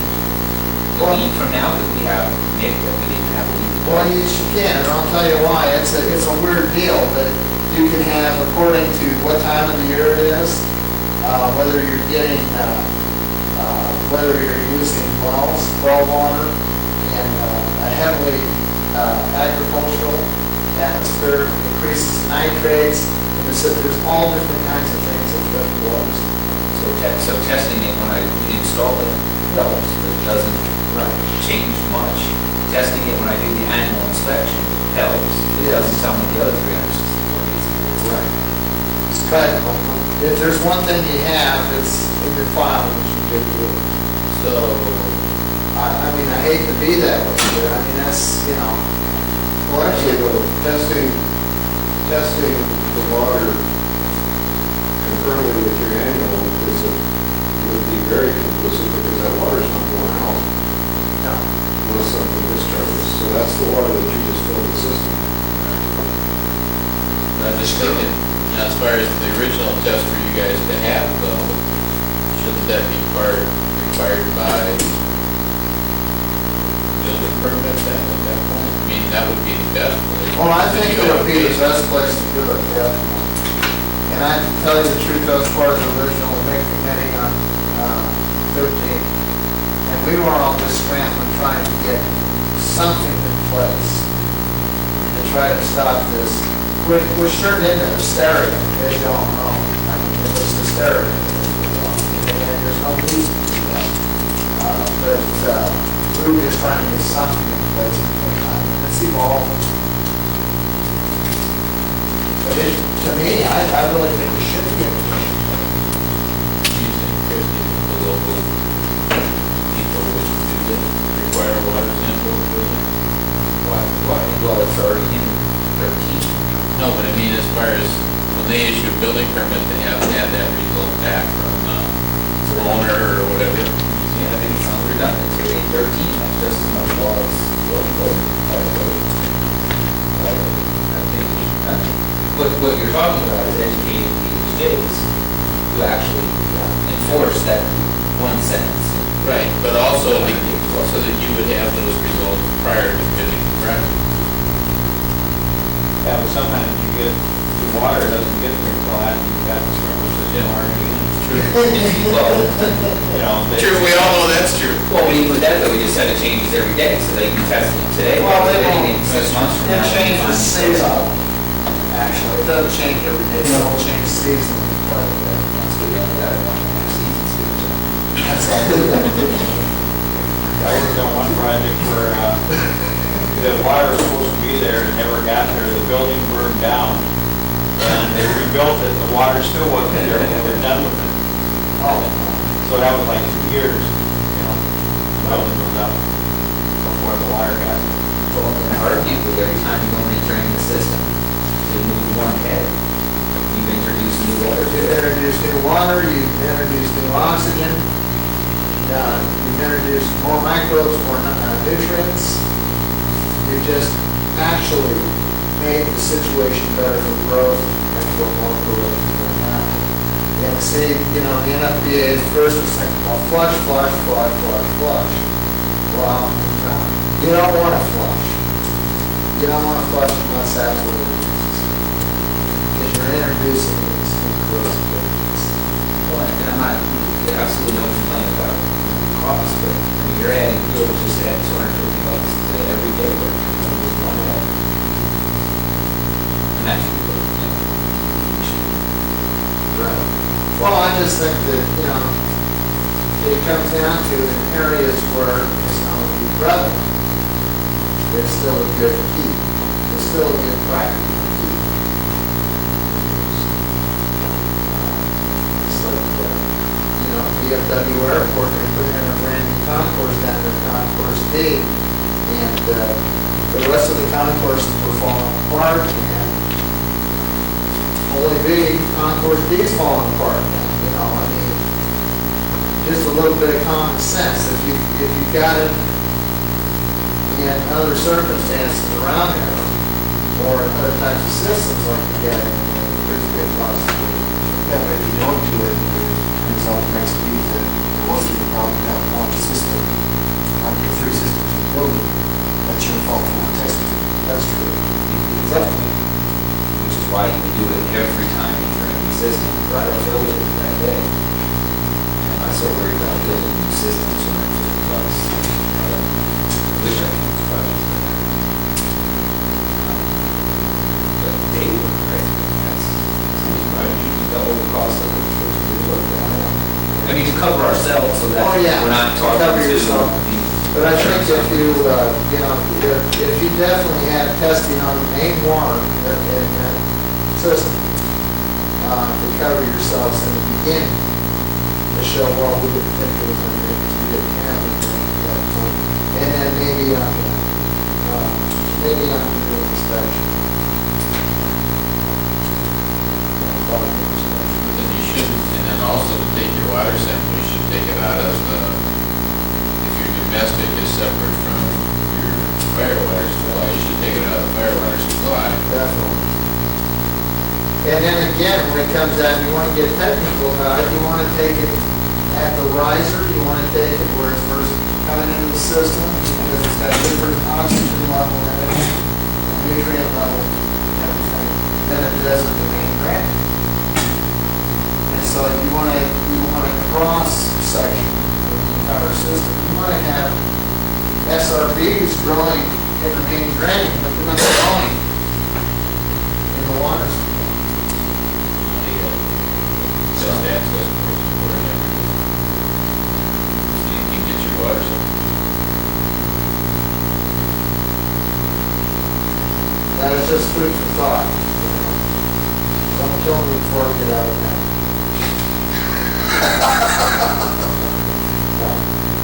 Yeah, I think you But we just. can kill that. Why not? Some bacteria. Don't worry, they tried to kill me last year, the bacteria, but they didn't succeed. I don't know if you guys are seeing these. This is our corrosion monitoring station, riser mount. We brought it down 9 levels so you can see what's going on in the system. This is actually the window that you can take a look inside. You can create water-to-air interface in here to replicate your system at the top of the system. So you can see what's actually going on there. You put 2 coupons down and 2 coupons up. You can visually inspect them, that this can be isolated from the system, and you can pull these out, visually inspect them, or you can send them to me, and I will do the calculations for mils per year weight loss on corrosion coupons to see what kind of life of the system we have. Are we talking about coupons, or just talking about plugs? Pardon? You're putting a piece of pipe in there, or just plug?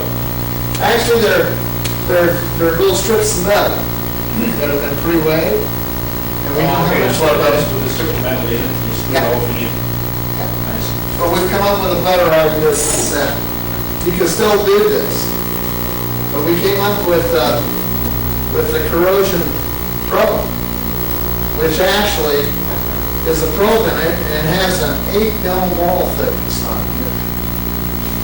So, you know, if that 8 mil wall thickness corrodes through, it sends it to the pressure switch, which sends an alarm to the fire path to let you know. That is representative of the system, and you keep them again in various places. Right, well, you can put them in various places.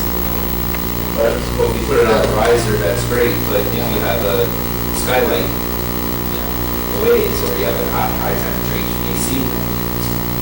Special circumstances, I would put them in there. And I will tell you that right now we're doing a price adjustment on these, and these are coming down in price. We want to move these, we want to get them out there and to be useful. It's going to give you more inside of where it's going through. It's going to give us gap. Is that watching for all 3 NIC and oxygen? Well, actually, any corrosive forces at all, it will be affected, that 8 mil wall will be affected. So Nick or not, it'll. Nick or not, it doesn't matter. What's the metals? Those things, these things might, so that it goes faster, like well. It's, it's, I'm thinking that's a good thing, if you put something that right, went definitely. faster, that's good, because we can catch it before it really gets. Right, now, it's the same.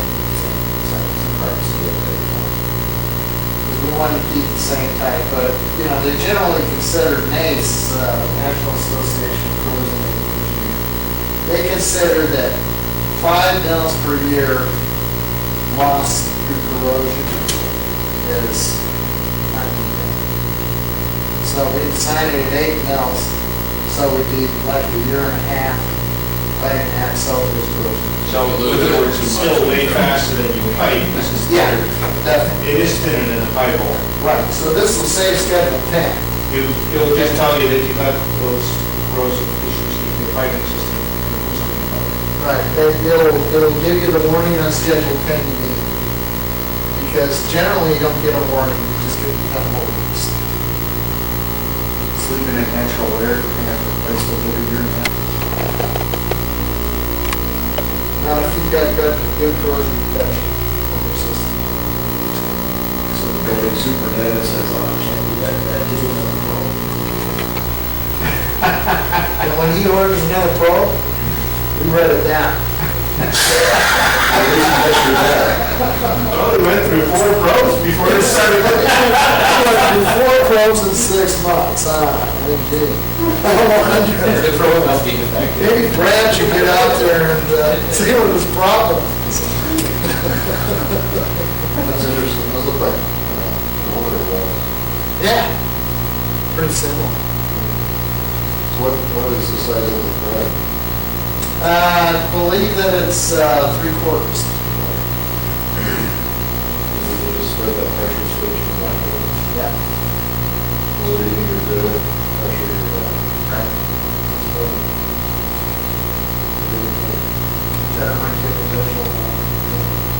We do have a patent pending on this, this is not my idea. Is that what we're looking at there? Actually, I thought we were looking at Yes. the top picture, but as well as corrosion monitors. That's actually one of the corrosion monitors on one of the 4 places for the probes. Yes. So you can still have 3 probes in there and a corrosion monitor. And you can take a flashlight and look in there and say, oh my God, what's going on? Now, that does not come for $250, I'm sure. It's not too far off. Look. The bottom one. We're trying Are you to, talking about the piece? The top one. The top one is more than 250. yeah, we're looking at, Hopefully a little bit more. But what, is there an advantage to the test apparatus versus the top one? Is there an advantage to it? You suggested before that you were moving towards the probes. well, we're moving towards probes and we like to use them on our corrosion monitoring stations. I foresee a time when we just start installing probes in various parts of the system by themselves. And there's no reason why, can you think of any reason why we can't do that now? But it's got to be wired, it's another cost. Yes. Yeah. Definitely. Now, of course, you can make it wireless, a little transmitter in there, you don't have to wire all this stuff. It's true. Get it to work. That's true. They're working on it right now. Oh, jeez. Well, I'm a cat, so I'm false. Well, yeah, because it's not a fire code issue, but. I was gonna say, it doesn't have to go to fire. Corrosion, it's not, Right. it's not life safety, so, yeah, it could be fire at all. Where do you hear the insurance I'm company? seriously, they're working on that. Where do you hear the insurance company go on the cost and the risks? That's what we get called, everybody. Oh, I would, what, what's going on? We might. Then those are probably more likely to prevent leaks than fire. Yes, definitely. Definitely. Okay, so corrosion mitigation, I'm gonna try to speed it up here a little bit. You can't do the 2 hour to. Dry the air, okay? Temperature control, skylight removal in some cases. Material choice, of course, higher schedule pipe, if you could. Galvanized exemption. Elimination of trapped air in the system and chemical coatings and biosets, which I'm going to expand upon here.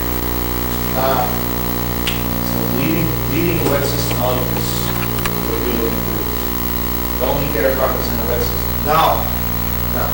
And what we've been, I don't know if you guys are familiar with this, this is our automatic air release, and what this does is you put it on the top of systems where the air does migrate from the dissolved air in the system to the top of the system, various parts of the tops of the system. And it actually burps the air out. It's got a check valve on it like a fire pump. It burps it out, and then it burps it into this pan, and we've got a water-soluble fiber. When it reaches a certain layer, it activates a switch, a gas-air liquid switch, that shuts the whole thing off so there's no leakage. And that has to be reset. It brings up, it can actually be hardwired, or it brings up a little red flag that you can see. This is a dry system or a reaction system? No, this is for wet system. For wet system. So Yes. the piping trapped in the ends of branch lines that we can eventually think of in tree systems. This also eventually migrates Yes. out of those branch lines into a higher point if you need to sit long enough. Yes. If it's sloped that way. If they're sloped. But if it's not, just spots. Yeah, well, you won't get rid of all the air, but you'll get, you'll get rid of a lot. You see a lot of corrosion at the head of the building, or, I don't know if you guys see it there, but, where the air-water interface is at the top of the building, boy, it's pretty bad. It's something we came up with to eliminate air corrosion. I'm also working on a flatter, sleeker model, because this is 18 inches tall, and you don't have a lot of room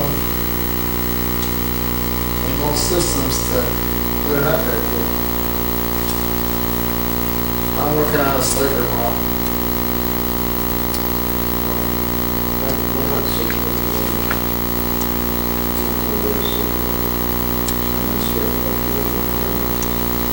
And you can do that.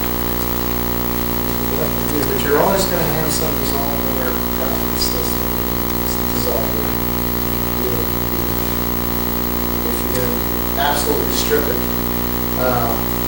people don't realize how much dissolved air there are in normal pumps.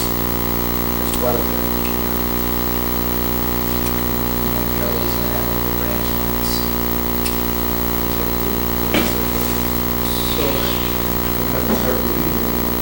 From a chemical standpoint, as far as treating that water, what do you treat it with? Similar to other peak chemicals? Yeah, I'm going to get that. Biocides, bad news. They're highly poisonous substances which have been carried over from oil and gas and other industries where there was no public contact. We used to inject them all day long with biocides. If they killed us, nobody cared. But when you start injecting it in Walmart, people care. I mean, the liability issues are tremendous. When they find out when an attorney finds out you're injecting registered poisons into a sprinkler system that when activated will spray down on people. You can imagine what they do with that. They don't work in dry and pre-action systems. Some biocides are corrosive by themselves, just the chemical is. Bacteria become used to them in a way that we become used to antibiotics. Environmental threats, if you drain a system on the ground, it gets in the river and kills all the fish. I mean, that's, they've got some biocides out now that don't have a they call it a very long half-life. They don't last very long. But that just means the bacteria can get used to them during that time that they're disintegrating, and then they're not effective anymore. And the biocides only treat net corrosion. They don't do anything against oxygen corrosion. So,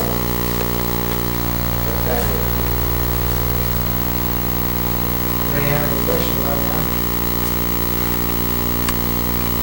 Okay. So, biocides, circulation idea.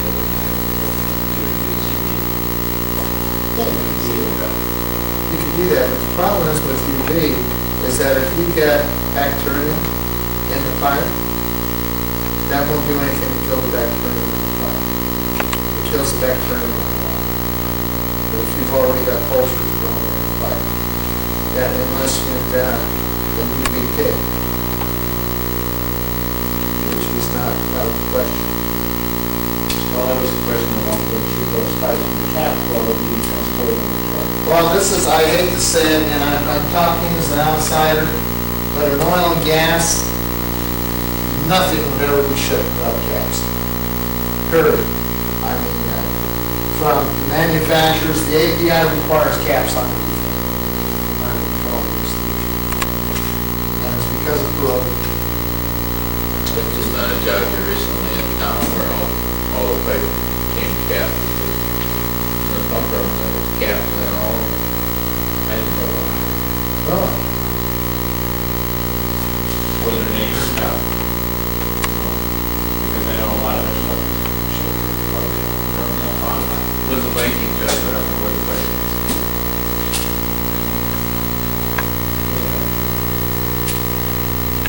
conventional coatings, paint and epoxy, They're great, they must be done at the manufacturers, and they also create what's called micro crack. Any polymer or any paint is just one polymer is one basic chemical, and it can create stress cracks according to heat expansion rates, the difference between metal and the coating, and that goes through different various temperatures. And the vapor and the oxygen corrosion go right through those cracks.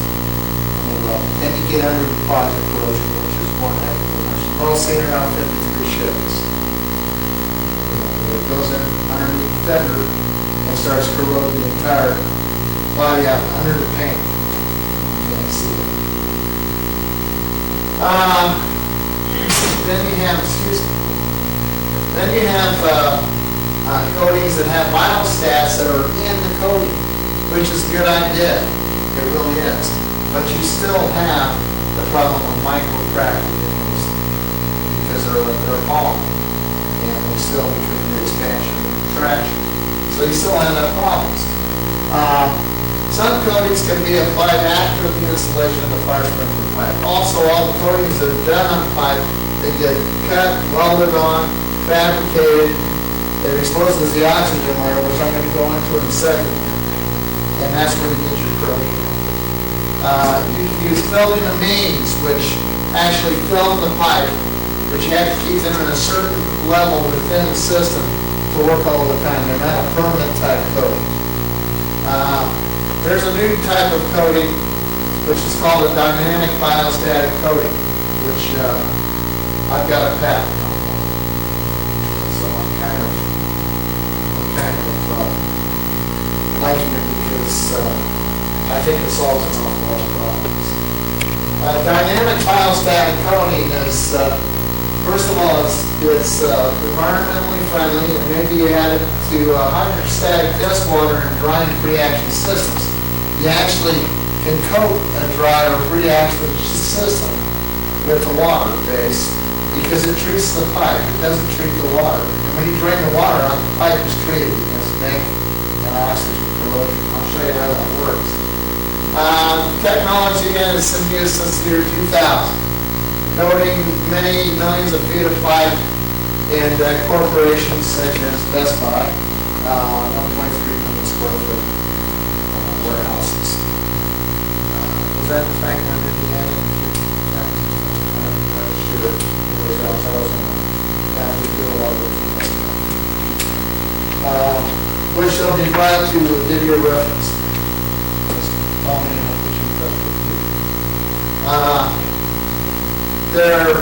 It's environmentally friendly. It biodegrades in sunlight within 60 days, 100%. Ultraviolet light actually breaks it down, so it breaks down into the soil and the nitrogen breaks. Actually makes good fertilizer. Easy to apply. You just add it. You don't have to add it at a certain rate. You can add it when you're filling up the sprinkler system. You put it into a gauge port or anywhere like that, and just add it at a rate that you think it's, if it takes 30 minutes to fill the system, try to add the correct amount in 15 to 30 minutes. It doesn't have to be exact, because now I'm going to make your eyes glaze over. But what it does, it does cationic dispersion throughout the system, which means that these molecules are positively charged, and like a magnet, they repel each other. And they get as far away from each other as they possibly can within a closed system. So they automatically disperse. They spread themselves out. So that's one of the major things we're trying to get it within the entire system. It's attracted the oxygen on the piping of metallic walls permanently bonds to the surface because the oxygen has a negative coating. A negative charge. So it's positive charge. So it's an ionic bond and actually goes it out. You only need 10 gallons per 1,000 gallons in a dry system and 5 gallons in 1,000 gallons of a wet system. So, and you don't have to add it. You don't have to, it's coated the pipe, so you don't have to add it. You might have to put a maintenance coating in it. 7 or 8 times after the going system. How long does it film last? Well, so far it's lasted, since the year 2000. So you fill the system, wait a time period, drain it, fill it again 7 or 8 times? No, you just add it whenever you're filling the system, drain the system, try to get all the crud out. Do a fine flush out. Then when you're adding water back into it, you pump 5 gallons per 1,000 gallons into the system. And then it gets good, it gets tracked with the pipe. But you can test the levels in it with the test kit we have. And when it changes, if it's got excess in it, which means that it's coated on the pipe, because it'll automatically go on the pipe that is coated. When you put the sprinkler head in, if there's any excess, it'll automatically coat that. Because it's a chemical process, it's going to the oxygen. Excuse me, oxygen. So each time you refill the system, you need to add more. No.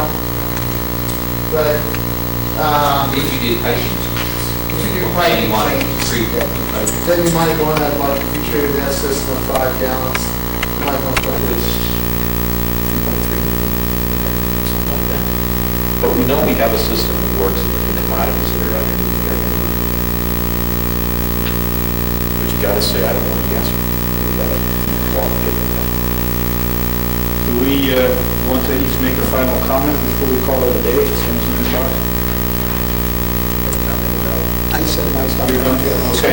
You know, I would like to say that I'm really impressed with the level of thoughtful discussion that we've had tonight. We haven't had anybody yelling at each other, we haven't had any unreasonable things said, but we still haven't got an answer. We haven't got an answer.